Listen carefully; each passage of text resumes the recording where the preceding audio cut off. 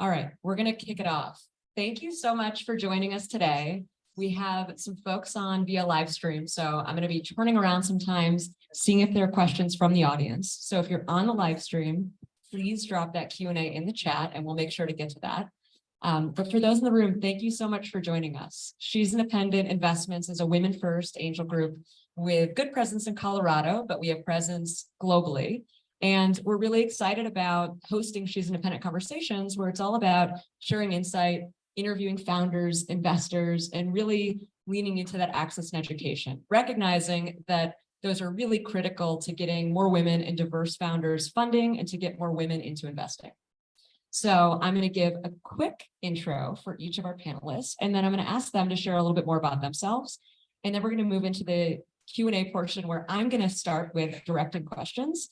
And then we very much want to make this, as informational as possible. So we would love to hear from the audience. Again, live stream, whether you're a person, you can raise your hand, you can drop it in the chat, and we will make sure to get it answered. So to kick us off, first I'll introduce Alexandra Satine. She is our talent placement partner at She's Independent. This is actually our first time meeting in person after almost a year of working together. So if I keep staring at her, it's because I'm like, wow, this is actually happening offline in real life, and I still can't believe it. But she's wonderful and a really skilled individual who isn't thinking about how do I place talent from She's Independent. She's thinking about how do I help these companies? How do I help founders in the ecosystem? What do they need? So Alex, if you want to give a little bit more background. Yeah, thank you. Thank you so much. Thank you, Natalie. Thank you, Alison. It's really an honor to be here. I love being in Colorado, finally getting to meet you after working together for a year. And yeah, I'm very grateful to be here. So yeah, my name is Alexandra. I actually was born and raised in Venezuela. I migrated to the US when I was in my 20s and was a founder. That's really how I started my journey. I was a founder at 25. I had my company for about 4 years, which then I exited and continued to work for other startups, both in retail, healthcare, went on to work with companies in diversity, equity, inclusion, fintech. And so I've really taken the time to really learn the art of pre-seed and seed and what is it that they need and what is the support they're looking for. I mostly focus as a fractional CFO, COO, and yeah. And I just recently co-founded a company called Your Cohort. So I'll give it to you. Great, thanks. And also, if it's a reach, we may move in between us for the mic pass. And real quick, thank you so much to Sweater, who is hosting us today in this space. We're partnered with their videographer, so thank you. We couldn't do this without you all because we are very much an impact and mission-driven first organization, less so a cash flow business. So we really appreciate all the partnership. Our next panelist, I'm really excited to introduce, Alison Gerlach, and we've connected more recently. She's an investor locally here in the Boulder, Colorado area, and I always enjoy our insightful conversation around data, logic, insights, what's happening within companies that she's both investing in and also plugging into to really help them scale and, operate. So if you want to share a little bit more background, Alison. Yeah, my background is started out very traditionally. I originally started out in investment banking and strategic management consulting, and then postgraduate school where I did study and focus on optimizing the business startup and growth process. I became a founder myself. I've been a serial entrepreneur. I've been an investor. I've been an investor advisor. I've been an advisor to funds. So I have certainly sat on many sides of the table and businesses all across. I've done some in media, some in tech. I do spend a fair amount of time helping deep tech commercialize because I'm associated with some universities on the academic side. And today I really focus on my firm, which is called Breakthrough Ventures, where we help companies usually of seed plus stage, and we plug in and give them the management team and depth of management that they need, but really can't afford that level of experience that is so desperately needed at that stage. So yes, we do have some direct investments, and I think like your name, Cohort, We do operate as an incubator accelerator that is without cohort because we're sort of always there with them. All right, so we're going to kick off with some prepared questions. And then again, if the audience has questions, please interact, ask them. Let's start with the definition of fractional talent. I know I've heard a few definitions there. I know Alison had shared a little bit of her thoughts around it being something that, isn't temporary. So let's hear from both of you on this one. I think it's good to define it first. I'll start by proximity. Fractional really just means a piece. I like to think of it though, the challenge with fractional is it shouldn't mean temporary. It's not a Band-Aid. It's not something until the wound heals. Fractional really just does need to be contiguous, and it does need to be something that is there. If it's going to be effective, you are there with the company for as long as your need is there. Sometimes fractional means working yourself out of a job if it is a wound that needs to be healed. But really, for the most part, fractional just means not full time. But it should be just as integrated and just as important and just as ongoing as any other function. Yeah, I completely agree with you. It's not a patch or a Band-Aid. I also think fractional, also it's depending on what industry you're going to be practicing as a fractional, right? If you're more in a private equity, a lot of the times they're called operators. So you do run into that term more than a fractional in the private equity space. In the VC space, have started to sort of adopt the operator, but also the fractional is more common. And then when you start working with institutions that are actually, there are Fortune 500s, there are larger institutions that also tend to use experienced executives in a specific area. And so they will also use fractional. So I agree completely. It's definitely not a patch. It's more of having someone who's had an incredible amount of experience in a certain type of role or space that you really want to be able to utilize that experience towards a company that is just starting or a particular area of the business. Great. Thanks for weighing in on that. Let's talk about, you both have deep experience supporting founders and businesses that are going through that stage of scale. We invest in, C+. I know both of you have done earlier stage and then also, businesses with a little bit of funding. Let's talk about what stage of business you typically work with and why. So maybe we'll start with Alison. Thank you. So I mostly focus with pre-seed and seed. And again, going back to depending on what the fractional person is really focused on, because technically they're the product, they're offering their expertise. So they have to feel comfortable with who they're going to engage with. In my case and with my colleagues that I work with, we mostly work with early stage. And that is because we want to bring in the strategy side, but also are willing to do the execution side. There are fractionals who are more focused on the strategy side versus doing the execution. They rely more on the team to do that.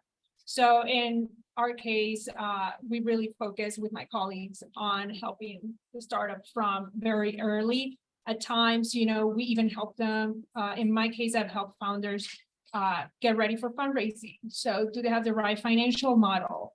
Do they have the right CRM tools to track all the investors? What does their deck look like? Who's refreshing their data room? It can be a small piece of project like that to then later on. Yeah, we work on Breakthrough Ventures. We work with predominantly, we start with seed plus, but we've stayed with them through many, because like you, it's not just about the strategy, it's really about the implementation and execution. And that's where I think, you can have the greatest plan ever, but if it's not implemented appropriately, then it doesn't really matter. And we've worked with companies of all different stages. Actually, we even work with venture funds to help them strategize and write a business plan for what should their next fund look like, or how can they manage their portfolio in a much more influential way to achieve a better outcome. And we have worked with more mature businesses that are looking to get into new markets where that's not their expertise. And we put together the business plan, we do the implementation, and it could be and generally have done everything from the introducing them to the market to actually managing those relationships and closing transactions for them. I think the key part is when any company at any stage that needs depth of bench, so to speak, depth of experience at that higher level, that's hard to bring in. It's hard to find, it's hard to bring in. And where I've seen a lot of companies, and I know it's straying from the question just a touch, because I do work with a lot of venture funds, they tend to bring in, let's bring in a lot of young folks, and just set them all to work. And the management and the overhead in that is substantial. They need training. They need to understand the market better. They need life experience more. And actually, that's where a fractional management team or a team that you have on the side to work with, you can get 20 plus, 30 plus years of experience for much less than having hired all these full-time youngsters to fill those roles. Yeah. Definitely a time and a place for the youngsters, and then also the more seasoned talent in a fractional capacity. And I'm realizing I didn't actually give an introduction or background myself. I'm Natalie Levy, the founder of She's Independent, and I've also operated in a fractional executive and advisory role and board role for various companies, some of which are in the earliest of stages, and some of which have a few million to upwards of 10 million top line. And some of those companies, they just weren't yet in a position of, I need, the full-time talent, or they wanted, the really seasoned executive and they couldn't afford me. But what I was able to bring with a more limited scope and, fractional part-time work was something that added, deep value, and something where I could even, potentially replace myself over time. But it wasn't, a really short-term role. It was, something where I was really investing in the business. They were investing in me. And just mentioning a little bit more of that scope of, I've seen businesses both on the kind of the seed stage, and then also, closer to the A or the B round even, that are employing some of that fractional talent. Okay, so next up, let's talk about working with growth companies. And in terms of that, scope and stage, what have you seen work well? And, feel free if you want to also, I'll start with Alison on this one. I know that you're investing and you're, doing things to help operationally. Feel free to talk about the scope of, if the investing follows you kind of plugging in and learning about the business, and I'm curious about that as well. So I've certainly done it both ways. Some of the companies that I pulled into Breakthrough Ventures were ones I had an early stake in and just really needed a lot of help. I mean, the earlier you are, sort of the grander the scope tends to be, just because a lot of times they see a certain need, but they don't recognize all the needs that are there. So it starts out like, oh, I'd like your advice on this. And excuse the pun, it's like pulling a thread on a sweater. And I know we're in Sweater Ventures here.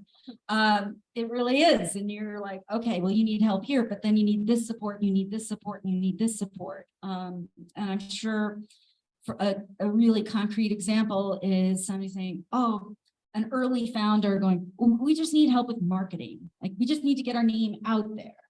And I think they have no understanding of why they need that marketing, right? The CEO is just like, because I want more sales. Okay, great. I get that. That's the laudable rule, but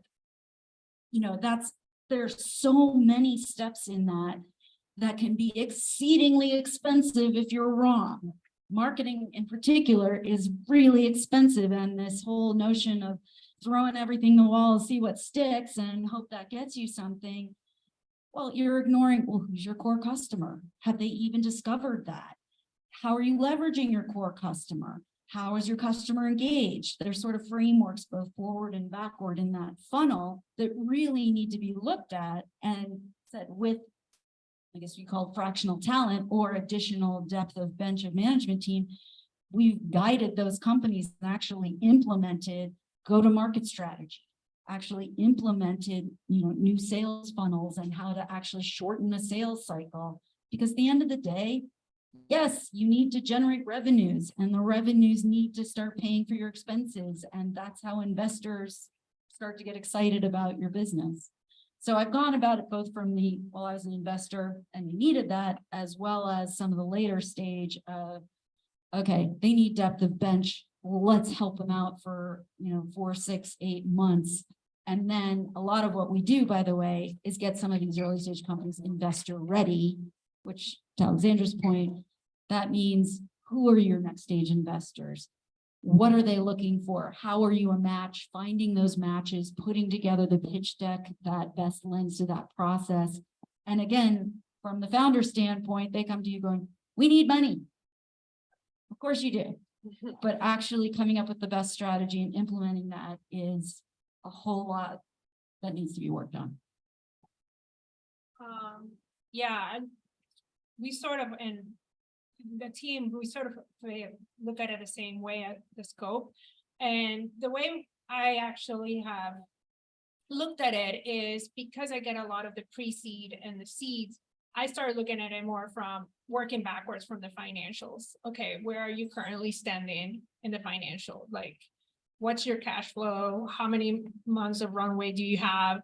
And then come up with a plan of how, because if they're almost running out of cash, and the plan has to be very aggressive and very like scrappy.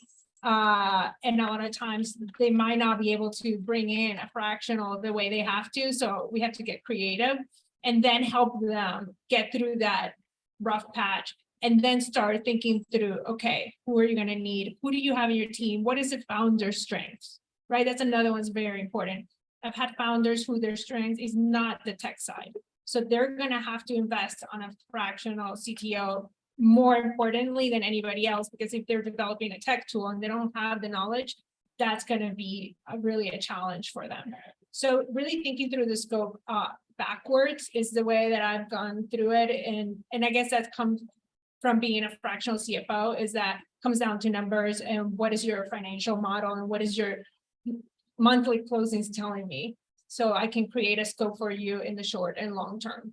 And the idea in a lot of my cases is that they have to graduate, right? Eventually they'll need a full-time CFO. To me, graduating from me means that they're having success. I shouldn't be there for the next 4 years because then something's off, right? Especially in the type of roles that I work with. But CMOs, CTOs, chief people officers, those are usually roles that we look to keep and really grow with the business. And I just want to add, you made a really important point about graduating. Like I said earlier, fractional does not mean temporary, but there does need to be an evolution. And that is something that is important, that while, my firm, we are their COOs and CEO support and do a lot of the sometimes CFO roles as well. I'd like to say one of our companies that we've invested in several rounds and we've been very heavily involved.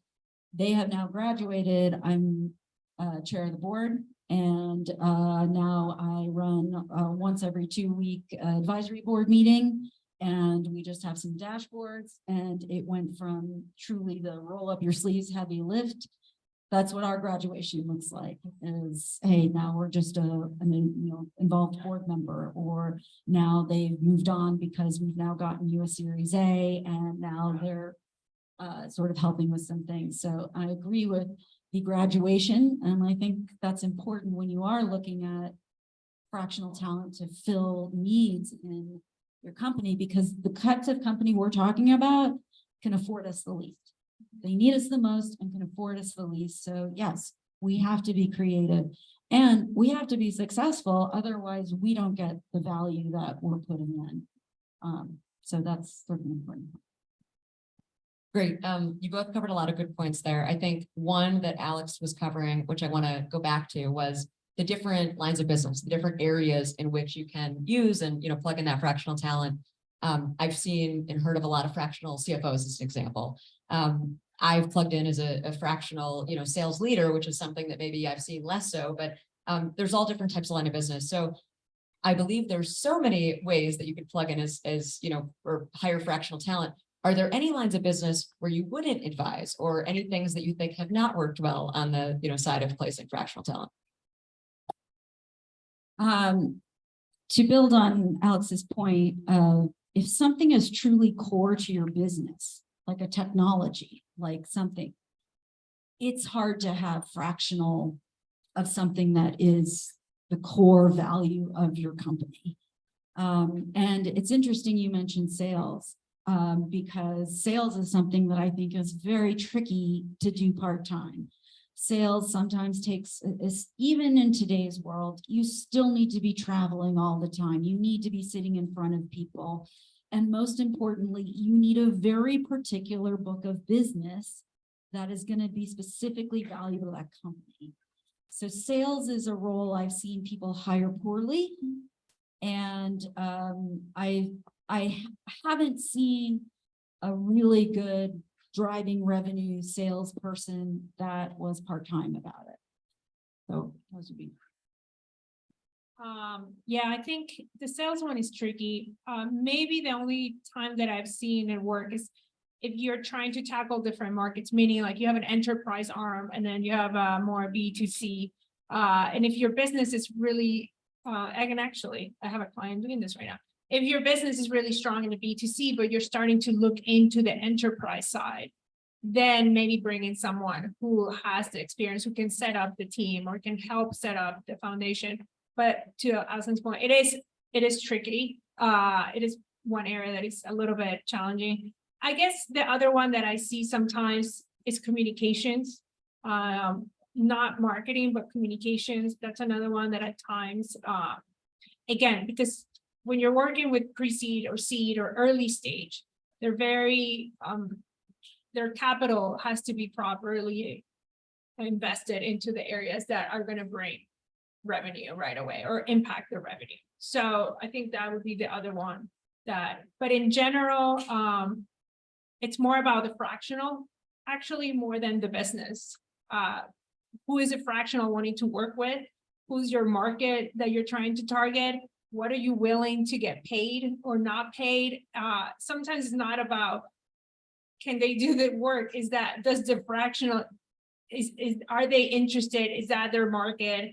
I think that's really what comes down to. I found companies that wanted to work with some fractionals, but they're not willing to go that low, or they're looking for something else. They're not interested in seed. So I think that also is a challenge. Thanks. I can definitely say, yeah, some of those issues on the fractional sales executive side, they're tough. And whether it was a new line of business, helping to hire, creating a plan, things that I'd say probably didn't work as well when I was fractional executive on the sales side, that if I'd been something like, I don't know, CFO or some other role that could be less integral in the business, I think it would have been smoother and it would have been less stressful for me, let's say, for kind of that part-time work. So let's talk about the environment right now. The market's really tough. I know a lot of founders are having trouble with, fundraises and, thinking about runways. Do you think, or are you seeing or hearing that fractional talent and placements are something that more are thinking about, recognizing that that full-time hire might be harder, or recognizing that they just need to be that much more strategic around, what they're doing right now in terms of execution? With the types of companies we're talking about, one of the overriding concerns tends to be the optics. And so however the market is going these days, there's the, well, if it's not full-time on my team, and the venture community can be very bullying about this, by the way. They will tell you, you have to have your entire team in-house, or you're not serious, or you have to have this, you have to have that. Anytime somebody tells a founder, you have to do something, they're pretty much projecting a bad experience they had in the past where they probably got rejected or they got burned or something. Right? A founder needs to be the steward of what do I need and what does the venture need, by the way. What does the venture need and what are nice to haves, what are wants, and get those needs done first. So regardless of sort of the market, and yes, it's always been tough to get a venture check, especially a first venture check, which are the companies we're talking to. Whether it's good times in, when venture sort of feels like it's flowing, it's hard to get an early stage venture check because it's hard to sort of get recognized and stand out, or you have to know the people who know the people, and you're competing against thousands and trying to just say, hey, I've got something special here. In tougher times, well, if you've got a good business model, it's easier to raise during tougher times, but that doesn't always mean that the venture fund has the cash to be writing checks. They don't always have dry powder. And I think the misnomer is entrepreneurs and founders think that they can just pluck a check out of the air when they're ready to get funding. So when you talk about what are the needs that you have, there is an optics. It has to look palatable for funding and the funding you're going after, because as Alex said, that all these companies, they're ice cubes melting on a dock. They have runway that people like Alex and I are trying to extend in the best way we can. And so in terms of the environment, I think it doesn't really matter at the end of the day. At the end of the day, you have to fulfill the needs of your company first. And if those needs are, we need to get funding, then you need to do it in a way that is going to be sustainable in the business environment, good or bad. And you're going to have to be able to demonstrate that you were able to tap into that core customer and give something for a venture investor to want to take a bite out of. Yeah, I completely agree.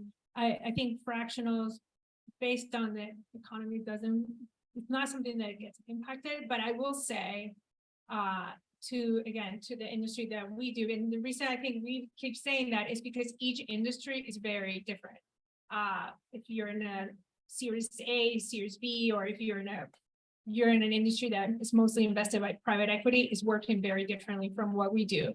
But in our case, I also want to add that having a fractional in your team that's been in the industry is also really beneficial to founders in moments like this, because most fractionals that are especially working with in the VC invested industries, they have connections, they build networks. So most of the time, yes, you're hiring us to help you, let's say with finance, marketing, HR, whatever it is.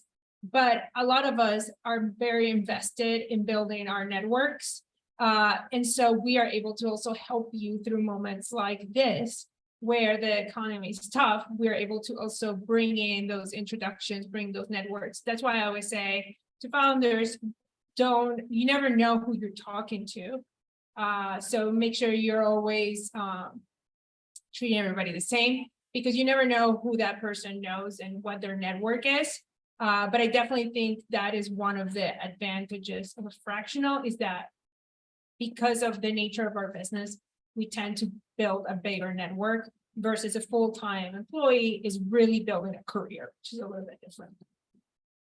Yeah, and that's kind of exactly what I meant by the optics, right? They can leverage our depth and our experience and our, when a venture funder looks at the team, they want to see that not only does the team, can they execute, but they want to see that the team has something special in them that gives them a special distribution channel, a special sales route that they can look at and say, well, I know they're going to be helpful because look, this person's there. And I certainly, with the companies I work with, I've no doubt the ones that you work with as well, that's a big piece, is they can leverage your CV and your experience in your networks to be a lot more investable than without. And it's a way to do it a lot less expensively. One thing we didn't talk about was the difference between a fractional executive and an advisor.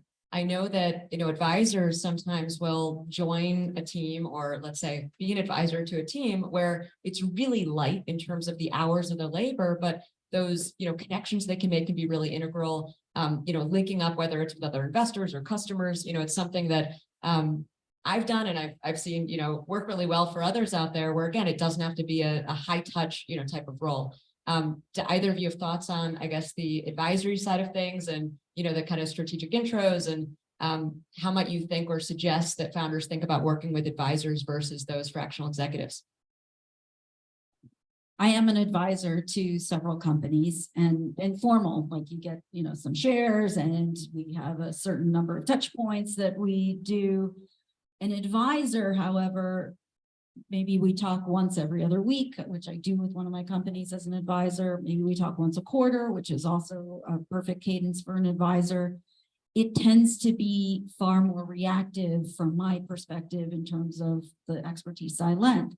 They come, they're saying, okay, here's what's going on. How do I think about this? Can you, and you're there as a sounding board, and you might say, oh, well, this made me think of this. As someone who is a true management team member, albeit fractional, you can be very proactive about, hey, we need to start looking at this way to go about things. And you're able to come up with a much more in-depth way of saying, well, here's how I can help this person. The founder maybe didn't think about it, but because of my experience and because I understand the strategy, what's going on so integrally, I can work with that. So the part-time executive or the fractional executive can be far more proactive and effectual in that way. Whereas an advisor, you're reacting and helping and maybe facilitating, but it is a very reactive role. I actually think this is a great question because when you're thinking of an advisor, it falls under the structure, the hiring structure of a business, meaning you can't just have 20 advisors and then bring a whole massive team. No, you want to be very strategic on how you're building your advisory board, why you're bringing those advisors, what's the value now and 5 years from now, because they're going to have a piece of your business. And so when you think of the advisor, to your point, that yes, they're working less hours or more reactive, but I would still think I would build them into your hiring strategy. And also, can they complement a fractional? Because remember, the fractional is someone who's an executive, who's been in the industry for a longer period of time than your other, maybe your more junior employees. So can they work together and actually become a stronger support system? Again, it may be in those areas that you don't have the strength as a founder, or that your team doesn't have the strength. And that's where I would really think about this. Actually, where it comes into play, the whole hiring, I call it layout plan, if you want to call it that way. So, yeah.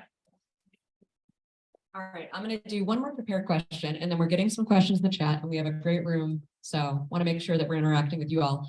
The final question, let's talk about, the compensation and also budgeting. I mean, how do you think about, are these different than full-time hires? I've seen a lot of, early stage companies that are asking about equity, and sometimes equity only, which is a whole nother category. Sometimes you may want to budget for or hire somebody, before you're ready for that role or plan for it. So let's just talk a little bit about that roadmap of how founders might want to think about it. I mean, like we already said it, the people who need us the most can afford us the least. It's a very challenging model. But it doesn't mean we can't be creative about it. There's different levers that can be pulled depending on the value you have to offer. I think that where fractionals can go wrong actually is in the compensation, where they say, oh, for this flat amount, you get 3 visits and so many hours, when the type of work we do, you have to be available ad hoc. I don't ever want a founder to wonder whether or not they should ask me about something. They should always ask, even if you don't think you should, ask anyway, because the number of times that I have had to bifurcate an agreement that really was terrible because they're like, well, I didn't want to bug you about it. I'm like, that's what we're here for. And you can't be nickel and diming. So the compensation models where it's a flat fee and you get so many things, I would be very wary of those because a good person is someone that you can call ad hoc. Again, fractional doesn't mean that you're limited to only talking about certain things. It really does need to be someone who is a partner who isn't there. Levers that we with Breakthrough Ventures, there occasionally we will do some deferred compensation depending on the situation, especially when we are helping quite a bit with the funding. We will also, obviously equity plays a part, and we are very careful about the companies we're willing to help because we need to make sure we can add the value that will eventually bring success. Sometimes if we're doing something that is a very demonstrable revenue generating go-to-market strategy, we can do compensation derivative of sales. And we'll also do what we call project fees, which again only get flipped if certain success metrics have happened. So, you know, there are ways to be creative, but at the end of the day, you do get what you pay for. I'll just leave it at that. Yeah, I definitely agree with everything you said.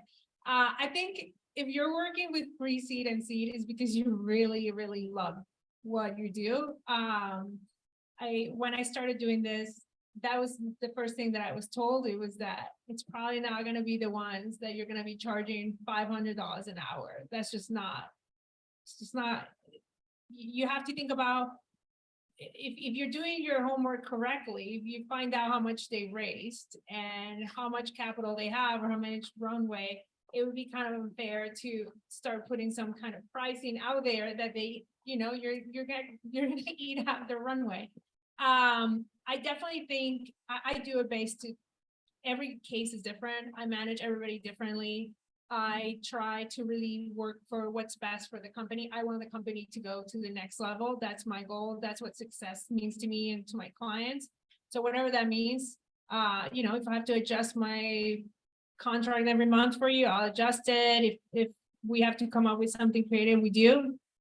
And I think they value that. And I always say it comes back in a better way. They'll refer you business. You never know. Founders talk to other founders, will bring you other business. And I think that's the kind of best way to build your business is through referrals.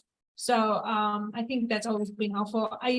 Equity, I'm very, I don't do equity unless I wear my investor hat, because I have to believe in the company as an investor. Because if I am not going to get paid, I'm going to invest my time and get equity, that means that I'm doing my due diligence on the business as if I were an investor, because this is my business, right? I also have to hit revenue numbers in my own business. So for me to just take equity, it means that I'm looking at you as an investor, not as a fractional. I'm just happen to be able to be in the weeds of the business. And so I really, I don't come across those very often, because I don't want to wear my investor hat and do all that due diligence a lot of the times. So it's more of a preference. I'll send them to Natalie. So we can potentially advance. Okay, so I'm gonna, cut the prepared questions. I could keep going, but I know we're getting some questions over the live stream, and then we have some folks in the room. So thank you so much. This was really a pleasure to have you both, different perspectives, yet so aligned, I think, and complementary in terms of what you do in this conversation. I'll quickly mention our roughly 100, member community at Choose Independent has a number of really skilled individuals, predominantly women, from diverse backgrounds all over the place, a lot of them in Colorado area, that have raised their hand and are interested in potential, aligned work. Not that they're necessarily, don't have anything on their plates today, but with companies that they find interesting, with, roles that are ones that really fit their backgrounds well, as a board director, as a fractional executive, or as an advisor. So if you have questions or interest, you can email us at founders@choosindependent.com. We also sent a link, and then Alex would, of course, be that individual that really dives in and says, what does the business need? What does it look like? And, can make some recommendations. With that, I'm going to kick it off with a question from the chat. But again, if you have questions in the room, please feel free to raise your hand. The first question from Salmon, it says, are there any specific legal or contractual considerations that individuals should be aware of when they're engaging in these fractional talent opportunities? So I guess the way that that's worded is it sounds like it might be the individual who's being hired, but feel free if you want to take that also from the company side, however you'd like. Sure. Actually, yeah, I think I try not to do the same business twice, meaning if I have a healthcare and they're doing women's health, I try very carefully not to have two of the same that are too close, or that could be competitors, or could somehow I try to keep that very, very transparent to all the founders that I work with. And also, I just think it's because you are managing data, you're managing customer data, you might be managing the business data, you're also working maybe with similar investors, right? So an investor might be like, why is Alex looking at those numbers and those numbers, right? That might also be a red flag for an investor. So I'm always careful, not because you can get sued, but I just think ethically, there's something that you have to keep in mind, in my opinion. Yeah, I think I'm trying to look at this from both sides. You definitely want, I would say I have mutual NDAs with every one of my companies. And at the same time, because we also do investment, we look at, hundreds and thousands of different business plans all the time that, of course, you're going to run into ones that inadvertently could be something similar. So there's the need to be transparent, saying, hey, I will look at these things, but I agree there's sort of a limit to what I would never consider a company that would be competitive with one that's already in our portfolio. And we actually do call each of our companies, whether we're direct investments or we're management team, the fractional management team, every one of them we refer to as a portfolio company. And so you want to have you want to be beyond reproach in that regard. On the sort of flip side of the company hiring, there are some of the contractual things that I do want to just bring up, is that if you're hiring someone to help you fundraise, which I think is very popular because they're like, I need someone to raise money. I know this person can raise money. If they are getting compensated on a percentage of what they raise, they must be licensed as a broker dealer. And that's something I think a lot of folks are just like, oh, well, I'll do that and I'll get a few percentage points. Like, you can't do that. There's also a lot of folks when they're raising money will put something out on LinkedIn that has terms in it. Hey, we're raising this for that. That is also an SEC no-no. You cannot put out in any kind of thing that would be considered a public forum terms for a private offering, which at these stages, they are private offerings. So those are where I see the companies themselves and going to hire tend to trip up a bit because contractually, even though, look, there's very little recourse. I see it all the time, like I said, on LinkedIn, or people sending stuff with me that has terms. And I'm thinking, oh, you really shouldn't have done that. It's not like people are going out, they're getting in trouble for it, but you really shouldn't do it. It's not just because there's not a lot of people getting in trouble for it, doesn't mean you should do something that is clearly not allowed. So those are just a couple of contractual things you want to make sure there. The other thing is, if you're a company and you're hiring someone who's got a network of expertise, you want to make sure, and a lot of times maybe they're hiring someone, this is especially in sales, please do diligence on any kind of conflicts or what their work is allowed them to do, because their previous job may have a non-compete. Their previous job may restrict how they're able to sell to the very network you wanted to do. So before you bring someone on from the company standpoint, please do your due diligence on that, because you'd hate to bring someone on and then be severely restricted or limited, or hit with a lawsuit from the company that maybe let them go and said, no, you can't do that. All great points. Thanks both. Well, let's open up to the room and I'll keep looking at the live stream. So yes. Oh, or I can repeat it either way. Okay, great. And before I ask my question, I actually have two questions. I'll save the other one. But one other comment about contractual provisions. I think it's really, especially from the fractional executive standpoint, I think it's really important to have a clear termination provision. So clear termination provisions. That's what we're talking about. Yeah. Sorry. Oh no, that's great. Right. Yeah. So just really clear, like in sort of notice period, just to make sure that the executive can exit the contract without problems.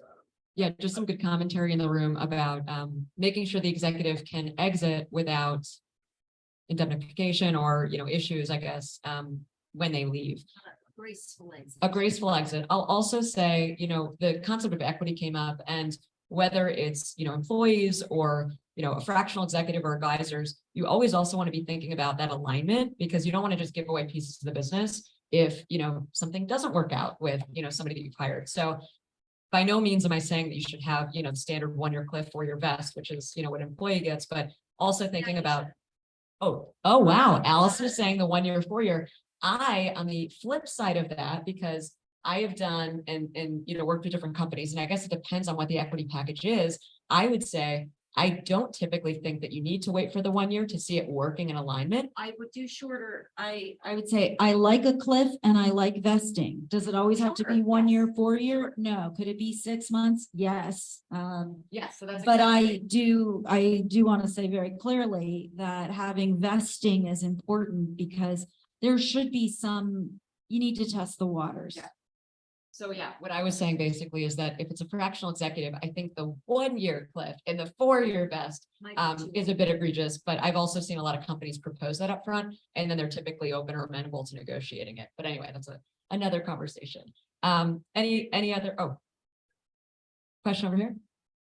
No? Okay.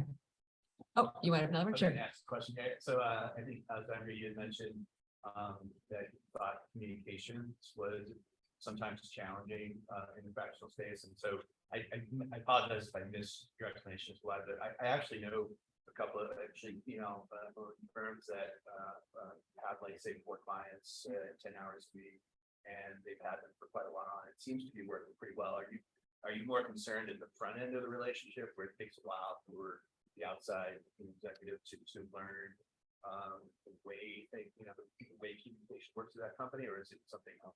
And real quick, before you answer it, let's just quickly paraphrase. Mike in the audience has asked about the fractional communications role and if there are issues with that, because he said that some of his clients actually were able to do that successfully. I mean it more from how quickly a founder's which fractionals or which teams they're gonna build quicker, meaning like they're gonna bring a CFO right away, right? As soon as they close, because a lot of them need help even just setting up their cap tables. Where a CMO, a communications person, they're gonna wait to have certain key roles then to bring them on, because of how they're gonna have to budget, or how much they want to know how much money they're gonna have. Not to say that they're not hired or that they're not popular. It's just that in the priority list, usually the finance person comes at a lot quicker, and then it starts cascading. And again, sometimes not even the financial person. Again, if the founder is not a technical person, then maybe they bring a CTO full time, but they bring fractional product manager, or they bring fractional, like a designer. It all varies. But I have to say that there are some roles that you can tell that they fill up quicker than others. And that's also just working on, because part of what I do is hiring. I've seen that trend. But again, not to say that they're not. Yeah, definitely not the case. Yeah, I've also been a party to fractional communications directors. But again, you really do need to your point, you really need to know the type of communications that you need to have managed, the audience you need to know really well. There's just a lot of homework up front before you can effectively hire. So I don't think she's saying that that's not a good fractional role. It's just one that the diligence on the company has to be pretty significant before you can hire the right person, but fractional or not. All right, any more questions in the room? I'm going to call on you, Eric, because I know your line of business and you do a lot around fractional. So any thoughts, comments, anything that we didn't talk about today that you think would be interesting to bring up? And feel free if you want to. Yeah, I really enjoyed it. I don't think it would have been any comments for me other than yes and. If anything, I felt really seen with a lot of your own experiences. So off the top of my head, not really. All right. So let's see, any more questions? Mike has another one. Let's hear it. This is the other one. Yeah. For Alison. So you talked about the compensation, approach, and so what I think I gathered from that is that it is appropriate to go out with an reasonable hourly rate, and then have that prospective client come back and say, can you think about that? Or are you saying proactively go out and say, Yeah, so the question Mike's asking is about how appropriate is it to go out with an hourly rate. My perspective is that if you're looking for, especially at our level that you're talking about, where you're talking about a management team member, an executive team member, I have seen the hourly model and I believe it is horribly flawed. And because I don't ever want a founder worried about getting nickel and dimed when they need to have unfettered access, just because we maybe on average do 10 or 20 hours a week. That's sort of, I think you have to do it more on a basis like saying, look, that's about what it's going to be on average. And every 6 months we'll sit down and say, look, if I'm spending 40 hours a week, we'll talk about that when we meet. The times I've seen fractional just really fail has been when somebody says, well, we have an hourly rate, or we have a flat rate and that you get 3 sessions a month or something like that. It really limits what a true executive can do to contribute, because then just by the nature of your contract, the person who's the fractional is going to be like, well, I'm X dollars an hour and they're taking advantage of me and I need to value my time. And on the other side, you've got a founder going, God, I really wish I could have her input on this, even though it seems innocuous. So maybe I just won't talk to her about it. And you need a founder who is going to share with you, who is going to incorporate you in the fundamental strategy of the company. Otherwise, you are going to be, like I said, fractional shouldn't mean limited value. And an hourly rate severely limits the value you can add. I'd also weigh in, I completely agree. You don't want to think about it in hourly terms, but when you're thinking about, let's say, the value of that individual, and you're thinking about the, average of how much are they going to work in that week or in that month, it's a good way to think about coming up with that ultimate. That's right. Right. That price, but I agree. Yeah, to clarify up front, like I said, we do, and it sounds like also you do the same. I meet many times to understand the needs of the company or the venture fund that we're working with, and say, all right, here are your needs. Here's the value we have to add. The proposals we put together have scope in them, very clearly laid out. Now, is it going to go over that scope? Sure, sometimes it does, sometimes it goes under, but if it's off scope, that's on me for not putting together a thorough enough proposal. But through the proposal process, and you sort of say, all right, and we do minimum 6 months. So, and it's usually automatic renewal. And I would say almost every company I have been with for years. It's not always on the same, again, some of them that I was very involved with. Now I'm just chair of the board, run some advisory board meetings here and again. But that's really where that should take place, is before you agree to work together, is that you have an understanding of the value the company needs and the value that executive has to contribute. And that should be a good match. And there should be, just like you had said, there should be easy termination in the contracts. There should also be clarity of scope and work plan, and really parts in there that you're saying, all right, we're going to touch base and say, is this working, so that you make sure the relationship's on track. And if it's off track because you're using too many hours, well, you have that process embedded in the communications with your client, with the portfolio company, to ferret that out. Great. I know we're kind of coming up to time here, so maybe if there's any more questions, but I will definitely second what Alison just said. I think that kind of dating period and that figuring out what is the alignment, what do you need, what are you going to deliver, all really key stuff. I've probably done, 3-month minimum on some of my, kind of agreements, but ultimately I'm working for a year plus with a lot of these companies in that fractional, capacity, and that depth of knowledge of not just what you bring as a seasoned executive, but also, learning about that business. You're that much more embedded in and able to really show up and bring real value when you know how they're operating, what they're doing. And, like any new employee, right, it takes time to get up to speed there. Any more questions? I guess, we just had another one coming in. Do you see fractional management services in the mining industry? Says Romina.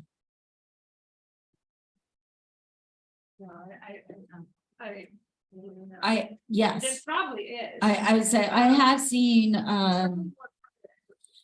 I was just gonna say that. So the mining industry is very dominated and funded by private equity and very much later stage, but I have absolutely seen requests come in for people looking for, hey, do you have someone who can maybe be a, quarter time this for a mining company? And actually it's a great industry because there is such a particular expertise, and I think you can, and it's generally well funded. So you can actually be quite successful in finding industry specific talent on a fractional basis though. And I can actually tell you that we have a lot of mining talent in our network. So worth mentioning. Yes, one more question over here. I was trying to find out about the sales team. Always, you were saying it's probably very hard to have a fractional in the sales. Which industries you can find the best sales? Like if they are not in sales index, like what's the best rate on return on stuff?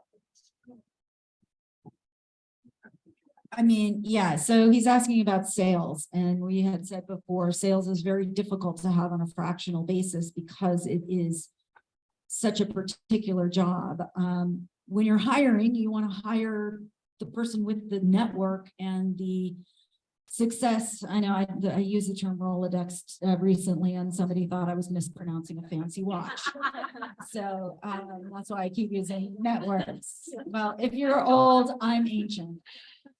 So, for sales, you're really hiring a book of business, and you're hiring an established, boy, we know this person has a success selling in this book of business.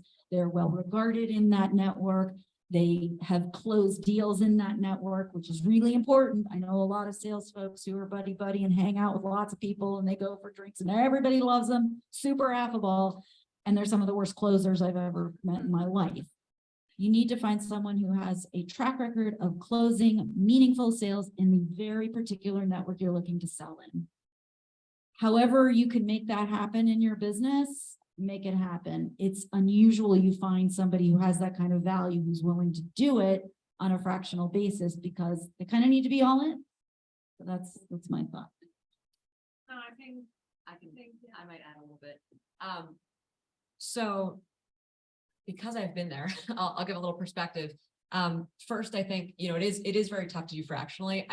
I might differ a little bit from Alison in that I would say if you are early on in your sales and go-to-market journey, I think having kind of a brilliant or, really fantastic, salesperson who can learn and evolve alongside, what you're doing is probably as or more important than somebody who's maybe done it before. Because if you're a new business, maybe it wasn't a like for like or an exact, type of sale. It's great for industry expertise. But that's customer discovery, and customer discovery is different than sales. But I think for early sales, for a business that is early to market it, I think that just hiring a salesperson can kind of be a miss. And so I think based on stage of business, I've definitely seen that need for, real executive type talent, and maybe the founder is not a seller or they're working on other things, but just trying to hire a junior salesperson. I've seen them miss so many times. Yeah, I agree. I think we're agreeing on the don't hire a junior person too early on, because like I said, they don't have the network, which is valuable. However, if you have not done your customer discovery in a way that is going to resonate, if you haven't tapped into that core customer, you're going to have a tough time raising money. And so, yes, I think you can find, again, that's where you're talking about fractional talent, but that's not a salesperson per se. That is somebody saying, like we do very often, go-to-market strategies. How do you find that core market that you can leverage and emulate? That is different from sales, and early stage people think, no, I just need to sell. And they do make the mistakes you're talking about. Yeah. And I think a few other things to add there is, a lot of times these companies will, take on VC, money, and it's, we just need to fill a bunch of, bodies and seats, but you can't scale something if you don't know what works. And so I think really spending the time to do the research and figure out, what is the model and what are you doing? I think a few other ways I've seen fractional, sales talent really work is maybe you're entering a new market or you're expanding into, a new region. These are things where, again, somebody, feet on the ground can really be helpful, even if it's, again, not necessarily they're there full time, but it's something that they're exploring or they're not ready to, fully deploy. But you can kind of get your feet wet a little bit. So at least that's something that I've done. But I do want to make one comment because I work with a lot of founders who are not at all salespeople. They still have to learn how to sell their product. And I would not work with the company, and it would be very difficult to get investment if the CEO themselves wasn't the first salesperson to really figure that out. I know that's really uncomfortable for a lot of founders, but the founder has to be the first salesperson. I actually want to add something to that. Not only be the salesperson, but understand your revenue streams. I've run into that. And I think that's where maybe if you're very early, working with a fractional CFO for that type of project is helpful, because yes, you might have the product, but if you don't understand how the revenue is going to be coming in, or what's the best optimal way to get revenue, that can be a challenge down the road, which will be uncovered eventually. So I definitely think to that, make sure you understand your revenue side. all right, so I know we're a few minutes over, so I think we're gonna wrap up. Thank you so much, for everyone who came out. We're gonna end the live stream. Maybe we'll hang out in the room for a few minutes, but this was such a pleasure. Thank you both for joining us. Alex for traveling in, Alison for connecting and being a part of our network, and for those of you folks in the room, and those that have spread the word. So thanks again. Thank you.